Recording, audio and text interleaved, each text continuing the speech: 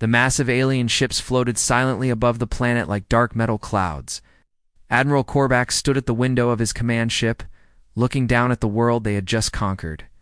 The human colony called New Geneva spread across the surface below, its cities now dark and broken. Another easy victory, Korvax said to his officers. His voice carried the satisfaction of someone who had just won a game.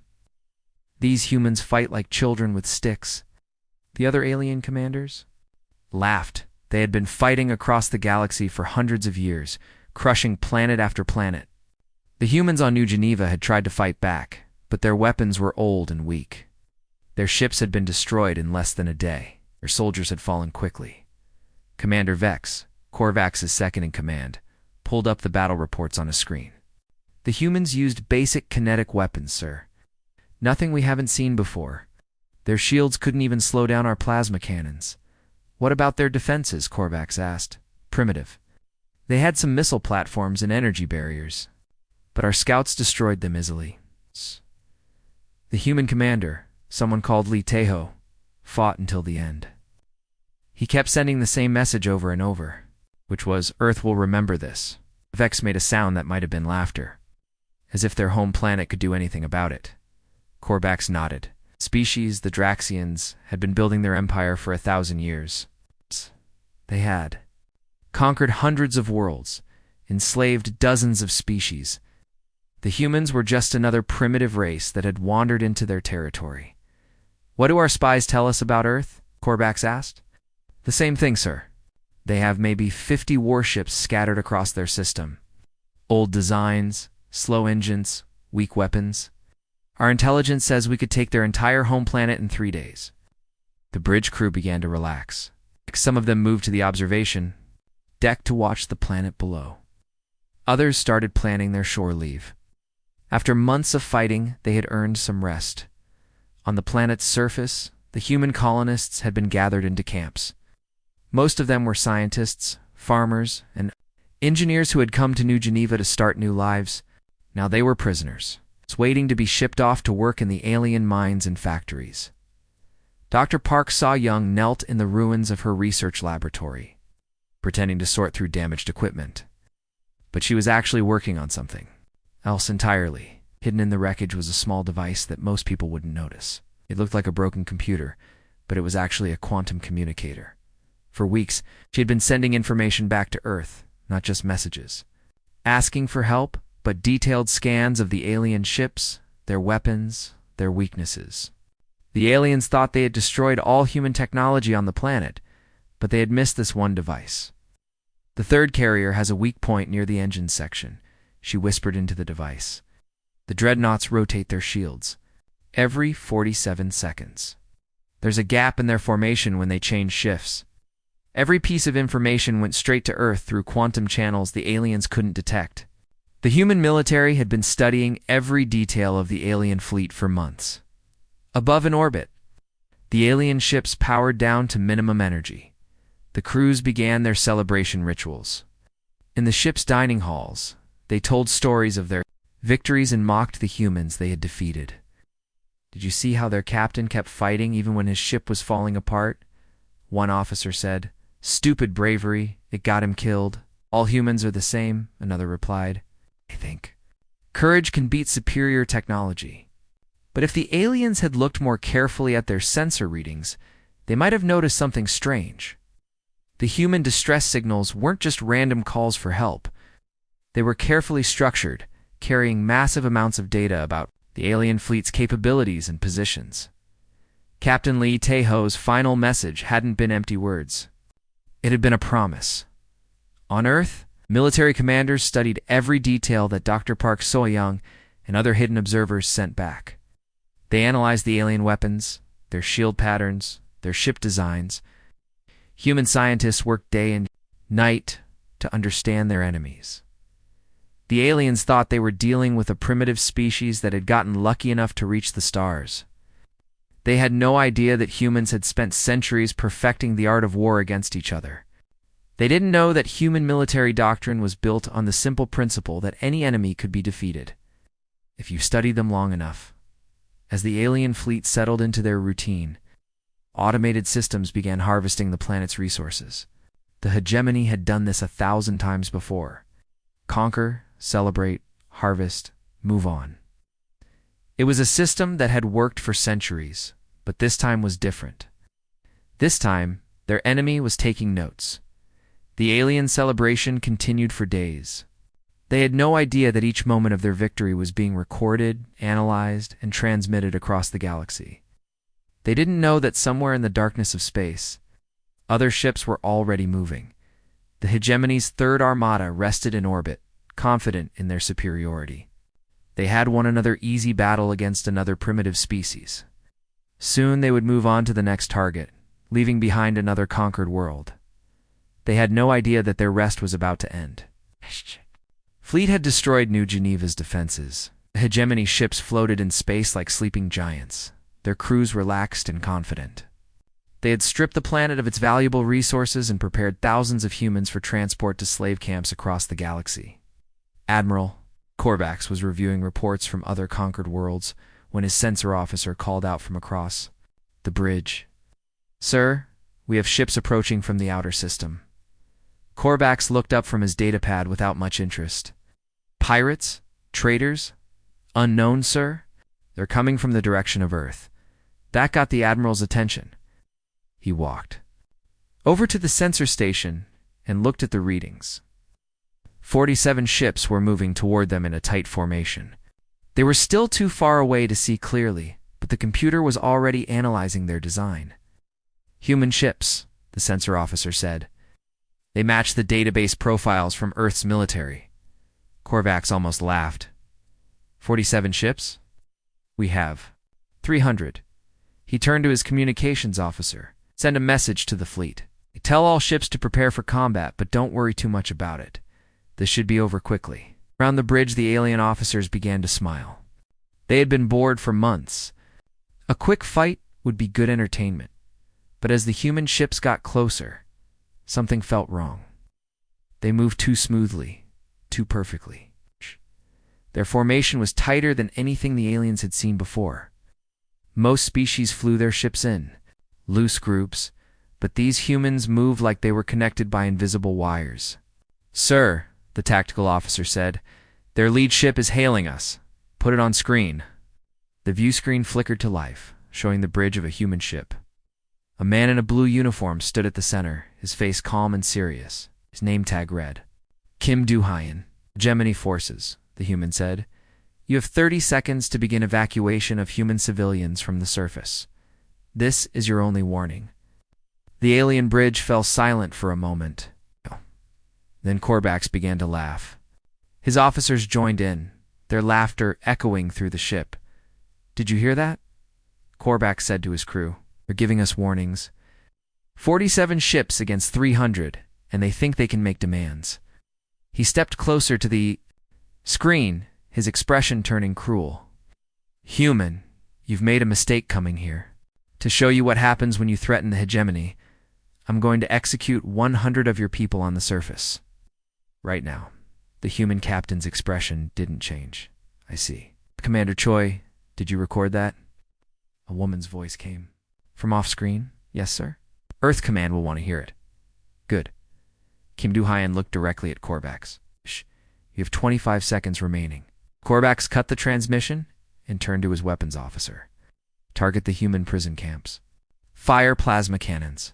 Kill 100 of them. Yes, sir." The weapons officer began entering coordinates, but before he could fire, alarms started screaming throughout the ship. Sensor officer's face went pale. "Sir, the human ships... They're powering up weapon systems I've never seen before." "What do you mean? Energy readings are off the charts?" "Whatever they're charging, it's putting out more power than our entire fleet combined." Corvax looked at the tactical display. The human ships had spread out into a new formation, each one glowing with strange energy signatures. His computer systems were throwing error messages, unable to classify the weapons the humans were preparing to use. "That's impossible," he said. "Our intelligence report said they had primitive technology." "Sir, I'm reading antimatter reactions, gravitational distortions, and something else the computer can't identify." On the surface of New Geneva, Dr. Park So-young was still hiding in her ruined laboratory when she felt the ground shake. She looked up to see streaks of light in the sky. The alien ships were moving, their engines glowing brighter as they prepared for battle. But she also saw something else. New ships, sleek and angular, moving between the alien vessels like sharks in the water. Human ships, but not like any she had seen before. Back on the alien flagship, Commander Vex was studying the sensor readings with growing alarm. "Sir, these aren't the same ships our scouts reported. These are completely different designs." "What are you talking about?" "The Earth ships in our database are slow, bulky, and use basic fusion engines. These ships they're something else. Entirely, they're moving at speeds that should be impossible." Korvac stared at the display. The human ships were indeed moving faster than anything in his fleet could match. They curved through space like they were ignoring the laws of physics. "How long until they reach us?" "At their current speed, 2 minutes, sir. 2 minutes." Korvac had expected at least 20 minutes to prepare his defenses. "All ships, battle stations. Prepare for immediate engagement." But as the alien fleet scrambled to respond, the human ships did something unexpected. They stopped moving forward and simply held position. As if waiting for something, Captain Kim Doohan's voice came through the communications system again. "Time's up, Admiral. You chose to harm civilians. Now you'll learn what happens when you threaten Earth's children." Human ships suddenly blazed with light, their weapons reaching full power. But they still didn't fire. They just waited, like predators about to strike. For the first time in his career, Admiral Korvac felt afraid. The first shot came from the human flagship, like a bolt of lightning. Admiral Korvac watched in horror as a single metal rod moving, faster than anything he had ever seen, punched straight through his ship's shields. The front section of his massive dreadnought simply disappeared in a flash of white light. "Impossible," he whispered. But his words were lost in the chaos as alarms screamed throughout the bridge. Before the aliens could even react, the entire human fleet opened fire. Streams of pure energy lanced through space, each beam finding its target with perfect accuracy. The weapons didn't look like anything in the hegemony's databases. They moved too fast, hit too hard, and seemed to ignore the laws of physics. "Turn fire," Korvac shouted, gripping his command chair as his ship shook from another impact. The alien fleet responded with everything they had. Plasma cannons erupted in brilliant flashes. Missile swarms filled the space between the fleets, and particle beams carved through the darkness. For a moment, the space between the two forces became a wall of deadly light. But when the energy faded, the human ships were still there, completely untouched. "Sir, our weapons aren't penetrating their shields," the tactical officer reported, his voice shaking. "The energy is just ... bouncing off." Korvac stared at the tactical display in disbelief. The human ships were moving through his fleet's weapons fire like it was nothing more than rain. Their shields shimmered with colors he had never seen before, bending and twisting around each attack. "What are those hulls made of?" he demanded. "I don't know, sir. The metal looks like it's alive. It keeps changing shape." The alien commander was right. The human ship's armor flowed like liquid automatically, adjusting to deflect incoming fire. Where plasma beams struck, the metal simply absorbed the energy and redirected it away from critical systems. Captain Kim Doo-hyun stood calmly on the bridge of the UES Retribution, watching the alien fleet's desperate attacks. His ship's AI was analyzing every shot, learning from each impact, making the shield stronger with every second. "Commander Choi, begin Phase 2, he said quietly. "Yes, sir." "All ships, break formation. Begin hunting pattern Alpha." The human fleet suddenly scattered, moving in directions that made no sense to the aliens watching. But there was a pattern to their movement, deadly logic that the hegemony commanders couldn't understand. "Lieutenant Commander." Song Ji-woo launched from the carrier U.S. Vengeance in a fighter that was barely larger than a shuttle. But the small ship carried enough firepower to destroy a city. She led her squadron toward the nearest alien dreadnought, her fighter weaving between plasma bolts like a dancer. "Target their weapon systems first," she ordered her pilots. "Engines. Leave the command sections for last." The human fighters moved too fast for the alien point defense systems to track. They slipped between the massive ships like insects. But insects with the sting of nuclear weapons, song. Gi Wu's fighter fired a single missile at the alien dreadnought's main cannon. The weapon was no bigger than a person, but when it hit, the entire forward section of the enemy ship exploded in a chain reaction that tore through half the hull. How is that possible? Admiral Korvac screamed at his officers. One missile destroyed a dreadnought. Sir, the weapon seems to have caused a cascade failure in their power systems, his science officer reported. It's like it knew exactly where. To hit the truth was even worse than Korvac's imagined. The human weapons were smart, able to analyze enemy ships in real time and find their weaknesses. Every shot was perfectly placed to cause maximum damage. Major Yoon Hajian watched the battle from the troop transport. U.S. Thunder. His soldiers were ready to board any alien ship that survived the initial assault, but so far, none had. Sir, his sergeant said, the fleet is asking if we want to deploy boarding parties. Not yet, Yoon replied. Let the Navy finish their work first. The alien fleet was falling apart. Ships that had seemed invincible hours before were now floating. Debris.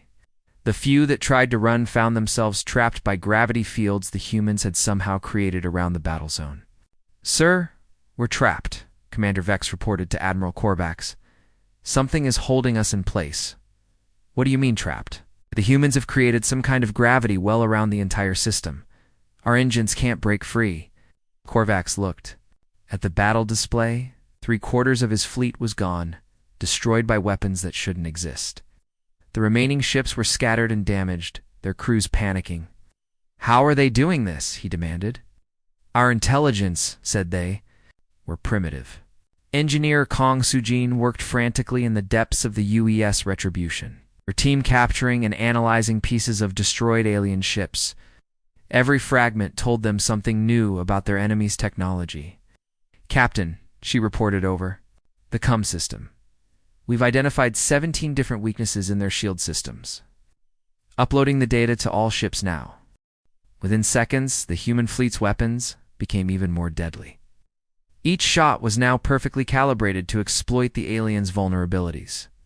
The battle was becoming a massacre.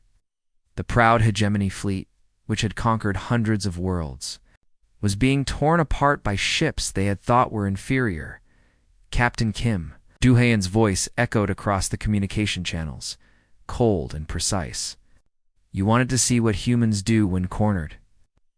This is what we do when we're angry. The remaining alien ships tried to form a defensive line, but it was too late. The humans had become something the galaxy had never seen before, a species that turned war into art. Admiral Korvac stared at the wreckage of his once mighty fleet. Less than 50 ships remained from his original 300, and those were damaged and barely functional. His flagship's bridge was dark, except for the red glow of emergency lighting, and smoke filled the air from burning systems. Sir, we're receiving an urgent transmission from the surface, his communications officer said, his voice shaking. Put it through. The voice that came through the speakers belonged to Colonel Vex, the hegemony ground commander who had been overseeing the human prison camps. Admiral, the human fleet is targeting our ground forces. They're destroying our positions with impossible accuracy. Korvax felt a cold smile cross his face. Finally, he had found a way to hurt these humans. Colonel, gather all human prisoners and bring them to the main courtyard. Position them around our remaining installations. Sir, the humans won't fire on their own people. We'll use them as shields. On the surface, Colonel Dex followed his orders. Thousands of human civilians were forced into the open areas around alien weapons platforms and command centers. Children, elderly people, scientists were pushed into positions where any attack would kill them first. Dr. Park Soyoung found herself standing in the courtyard of what had been her research facility, now converted into an alien command post. Around her, other colonists huddled together, terrified and confused. Above them, the alien soldiers pointed their weapons at the sky, waiting for the human ships to arrive. They won't fire on us, whispered Dr. Lee Minho, a fellow scientist. They can't risk hitting civilians. But Dr. Park Soyoung wasn't so sure. She had seen the human ships in action, had watched them move with impossible precision. If Earth had developed weapons that could destroy entire fleets, what else had they created? High above, Captain Kim Do-hyun stood on the bridge of the UES Retribution, studying the tactical display. His sensors showed the alien positions on the surface, with human civilians scattered throughout their defensive lines. Sir, Commander. Choi Minna said quietly, "They're using our people as shields." "I can see that." Kim Do-hyun's voice was calm, but his eyes were cold as ice. "Major Yoon, are your teams ready?" "Yes, sir. We've been waiting for this. Begin precision strikes. Rules of engagement, no human casualties. I want every alien position destroyed, but I want our people to walk away without a scratch." "Understood, sir." What happened next should have been impossible. 12 human ships broke away from the main fleet and began firing on the surface installations. But their weapons weren't the massive destructive beams they had used against the alien fleet. Instead, they fired thin, precise streams of energy that curved and twisted through the air.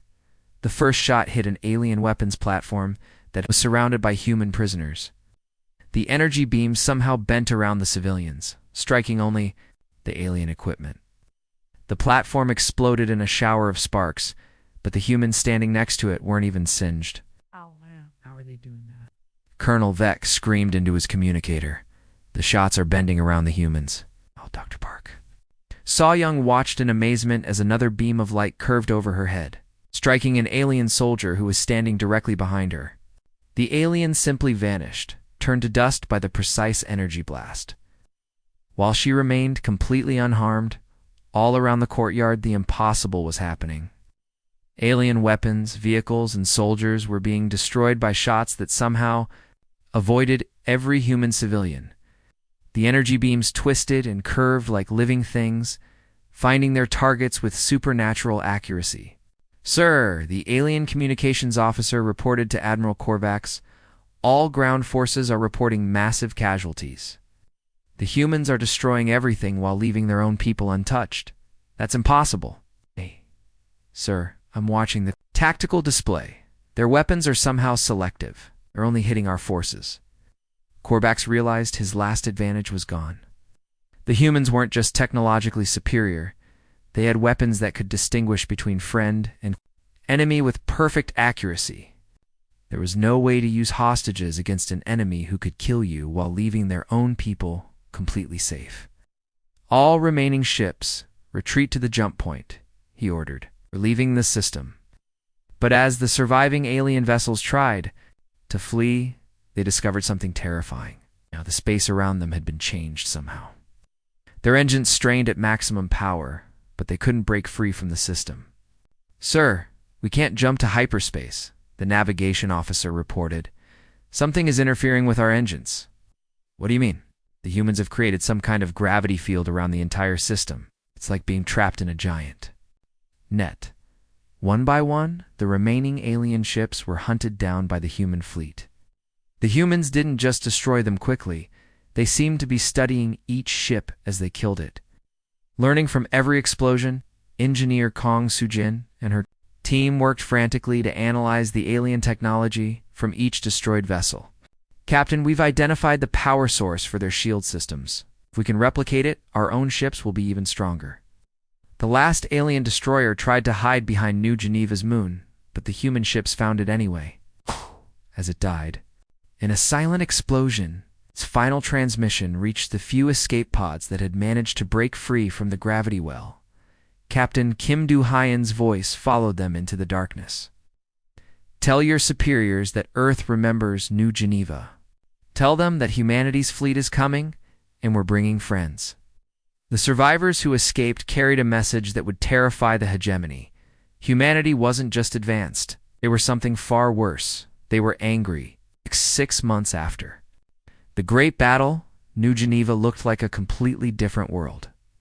Where alien weapons platforms had once stood, human defensive installations now reached toward the sky. The planet's surface was covered with construction sites, where colonists and Earth military engineers worked side by side. building something the galaxy had never seen before, Colonel. Park Min-ho stood on the observation deck of the new orbital station, watching dozens of ships under construction in the zero-gravity shipyards. Each vessel was larger and more advanced than the ones that had destroyed the hegemony fleet. The humans weren't just rebuilding, they were preparing for war on a scale the galaxy had never imagined. "The new ships will be ready in 3 weeks," reported Lieutenant Kim Soo-jin, handing him a datapad. "Earth Command has approved the design for the new dreadnoughts. Each one carries enough firepower to destroy an entire enemy fleet." Down on the planet's surface, Dr. Park So-young had established research facilities in the ruins of the old colony. But now her laboratories were filled with captured alien technology, and her team was working around the clock to understand how their enemies' weapons worked. "We've cracked their shield harmonics," she told her assistant, Dr. Lee Min-ho. "If we can modify our weapons to match these frequencies, we can cut through any hegemony defense like paper." The work was dangerous and difficult, but the humans approached it with the same determination they had shown in battle. Every piece of alien equipment told them something new about their enemies, capabilities and weaknesses. In the command center of the UES Retribution, Captain Kim Do-haen reviewed reports from across the galaxy. The news was exactly what he had expected and hoped for. The human fleet had struck at 17 different hegemony positions in the past month, and every battle had ended the same way. "Sir, we just received confirmation from the Proxima Centauri system," Commander Choi Mina reported. "The human colonies there have been liberated." Captain Lee Jun-ho reports that the hegemony's 7th fleet has been completely destroyed. "Casualties? Minimal, sir?" "Lee, 3 ships damaged, no losses." Kim Do-haen nodded. The pattern was always the same. The hegemony would mass their forces around a conquered human world, confident in their superior numbers. Then the human fleet would arrive, and within hours, the alien armada would be nothing but floating debris. "What about the Tau Ceti system?" "Also liberated, sir." Commander Song Ji-woo led the assault personally. She reports that the aliens tried to use human civilians as shields again, and same result as here. The precision weapons worked perfectly. Every civilian was recovered safely, while the alien forces were eliminated. The reports continued to pour in from across human space. The hegemony's forces were being systematically destroyed, not just defeated but completely annihilated. The aliens had awakened something they didn't understand, species that had spent centuries perfecting the art of war. Major Yoon Ha-jin walked through the training facilities where new soldiers were being prepared for the next phase of the Yoon War. These weren't just ordinary troops. They were specialists trained to fight in the zero-gravity environments of space stations and enemy ships. "How long until the next deployment?" asked Sergeant Choi Young-min, one of his squad leaders. 2 weeks. We're hitting the hegemony's main supply depot in the Vega system. Intelligence says they have over 1 million alien soldiers stationed there. Just our battalion? No, we're bringing friends. The entire 3rd Fleet will be supporting us. The human war machine was growing stronger with each victory. Every battle provided new intelligence, new technology, and new weapons to use against their enemies. The hegemony had thought they were fighting a primitive species, but they had actually challenged the most dangerous predators in the galaxy. Engineer Kong Soo-jin worked in the depths of the orbital shipyards, overseeing the construction of weapons that would have been impossible just months before. The human engineers had learned to combine their own technology with captured alien systems, creating hybrid weapons that were more powerful than anything either species had built alone. "The new antimatter torpedoes are ready for testing," she reported to the shipyard commander. "Each one can destroy a moon-sized target, and the gravity manipulation systems, fully operational. We can create artificial gravity wells anywhere in a solar system. No enemy fleet will be able to escape once we arrive." As the sun set over New Geneva, Captain Kim Do-haen stood in his private quarters looking out at the stars. Somewhere out there, the hegemony's leaders were receiving reports of their defeats and trying to understand what had happened to their mighty empire. His door chimed, and Commander Choi Mina entered with a message pad. "Sir, this just arrived from Earth." Command. Kim Do-haen read the message and smiled for the first time in months. The words were simple but carried the weight of an entire species' fury. Phase 1 complete. All human colonies have been liberated. Phase 2 begins tomorrow. The galaxy is about to learn why humans don't make good victims. He looked back out at the stars, knowing that somewhere in the darkness, hundreds of human ships were moving toward their next targets. The hegemony had started this war by attacking defenseless colonies. Now they would learn what happened when. You threatened Earth's children. The human fleet had rested after their first victory, but now they were moving again. The galaxy would never be the same, and the hegemony would discover that some species were simply too dangerous to conquer. The firestorm was spreading across the stars, and it would not stop until justice was served.